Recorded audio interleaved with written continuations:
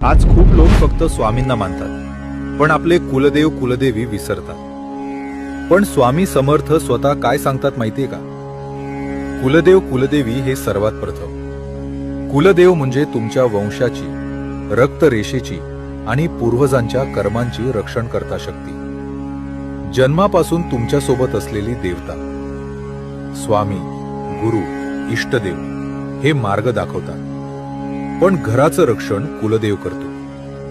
फक्त स्वामी भक्ती केली आणि कुलदेव विसरले तर भक्ती असते पण आयुष्यात अडथळे राहतात, कृपा असते पण स्थैर्य येत नाही। हे असंच आहे, छत रंगवलं पण पाया दुर्लक्षित केला।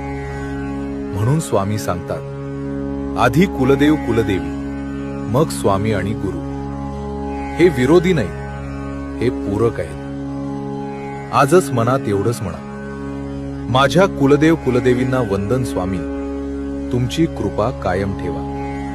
इतकंच पुरेसं आहे। श्री स्वामी समर्थ।